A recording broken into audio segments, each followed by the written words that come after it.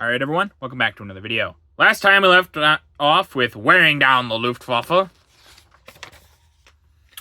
We're now on to the Battle of Berlin at its peak. March 6th, 1944. Razing the Nazi capital. Well, first 18 seconds, huh? This video's probably going to get demonetized. Or, not, this video's not even monetized. What the hell am I talking about?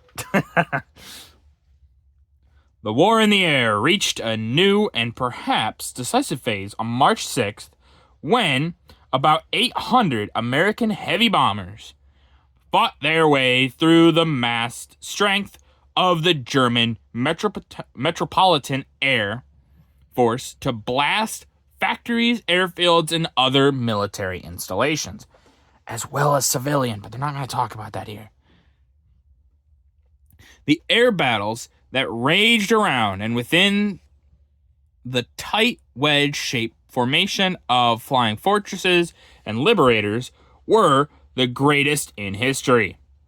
With more than 2,000 tons of bombs dropped on Berlin's vital industrial and military targets, America's losses in the big blow at the Nazi capital were heavy. 68 bombers and 11 fighters failed to return, while 176 Nazi planes were downed in the fierce fighting. 93 planes were accounted for by flying fortresses and liberators, while Allied escorting craft destroyed 83 of the enemy machines. In addition to these heavy losses to the Nazi fighter force, already suffering from the effect of 2 weeks of the Allies' heavy day and night attacks over the Reich, returning pilots reported first-rate bombing results in the heart of the Nazi capital. The attack, which was not the biggest daylight operation of the war, was by far the heaviest daylight attack on Berlin. Bombs were seen to fall on assigned targets. General Spaatz reported to his communique, reported in his communique. Yeah. But many of the missiles had to be loosed at random due to the overcast sky. In this picture, while her sister ships roar on, a huge cloud of smoke is all that remains of a U.S. 8th Army AAF flying fortress, which received a direct hit from flak and exploded over the suburbs of Berlin during the large-scale operation. So right there is what they're talking about. You can see all these planes. And yeah, obviously, like they said, oh, well, it was overcast, so some of the bombs had to be dropped early. They're kind of talking around the fact that they bombed civilians, and sometimes it wasn't on purpose. It was a lot of the time on accident, but there were times where they did it on purpose too, basically trying to demoralize the Germans, which is understandable, but as they're talking about here, they're kind of talking over it or around it. But they didn't bomb military targets as well. Obviously, they needed to. But Sniper in on Bougainville, March 1944. Life in the foxholes. In the picture at top, a U.S. soldier is shown on the alert in a foxhole on Bougainville, complete with sandbags and camouflage cover. While in the picture below, taken on Hill 700, a live Japanese soldier, evidently terrified, is shown during the battle action on the same island. He had hidden himself in an American foxhole where he crouched until he was taken. Alive. Yeah, that's not surprising. The Japanese do have a lot of young people as well in their armies, and, boys. None of them have ever seen combat, and stuff like this would be terrifying. I mean, I'm not trying to say I wouldn't be terrified. I probably would. And so there was probably more of this than we think, but yeah, makes sense that he would hide in an American foxhole, being basically resigning himself to be captured. But yeah, these foxholes, they hold down pretty well. But they're definitely not fun. They're pretty small. They're very similar to how, like, the trench warfare in World War I was, except it's in Bougainville. It's a little different. Temporary stalemate in Italy. March 7th, 1944. Making themselves at home. In the first part of March, the military position in southern Italy remained unchanged, both in the Anzio beachhead and on the Gustav Line to the south. Allied commanders thought the Germans were probably organizing their troops for a fourth offensive, designed to divide the Allies drive the Allies into the sea. But if so, it had not begun. 60 miles deeper in Italy, the Americans clung to about 1/3 of the town of Cassino, but had not yet launched a major attack to knock the Germans out of that which barred the road to Rome. The Americans and British were badly handicapped by the mountainous country, which had made progress almost impossible in bad weather. The Germans would station themselves on a hill and hold it until driven off by heavy attack. They would then fortify another hill, for which they would exact a high price before giving up. In the picture, a squad of American GIs make themselves at home in what used to be a Nazi pillbox on the Gustav Line. So yeah, Italy, very mountainous, hilly, things like that.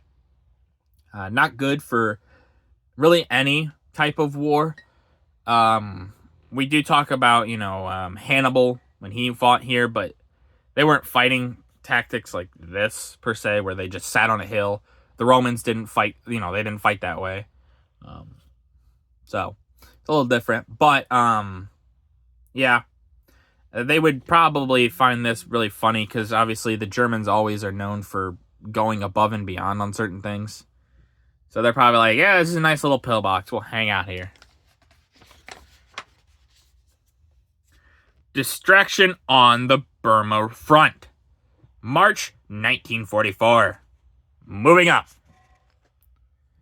American-trained Chinese troops move up to the Burma front, passing Japanese dead. Note how the soldiers are holding their nostrils. Scenes like this were common as General Stilwell's drive to open a road to China gained momentum.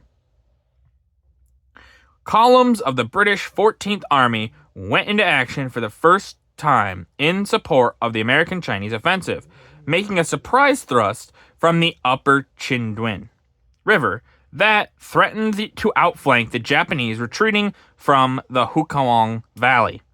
The Japanese were harassed further by airborne troops that had landed behind their lines. Although the enemy had a big head start in the technique of jungle fighting at the beginning of the war, it was evident that the Americans and British were learning all the tricks and adding a few frills.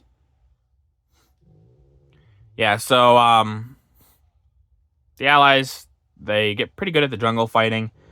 They push the Japanese out. The Japanese might have had a little bit better understanding of it. They had been fighting against China since early, even long before Germany even attacked Poland. So they understood this country a little bit better. So the general and the admiral meet. March 1944. On the Burma front. Admiral Lord Louis Mountbatten, Supreme Commander, Southeast Asia Command, confers with Lieutenant General Joseph Stilwell. Shortly after, Brigadier General Frank Merle's American infantry units had gone into action against the Japanese. The first assignment for the American fighters in Burma was to cut their way through trackless jungle, outflanking the Japanese, who, at the time, were holding up the Chinese advance. This maneuver was an adaptation of the Japanese roadblock tactics, which proved so devastating against the British in Malaya and Burma at the beginning of the war. So yeah, use your enemy's tactics against you, or against them. Basically, yeah, just do that. Learn from your enemy. Do what they did, but do it better. If your enemy was winning, obviously, if you just dominated them the whole fight, then you don't really need to. Just understand what tactics they're using. But if you have an enemy that is superior to you, use their tactics, but just improve upon them where you can see improvement.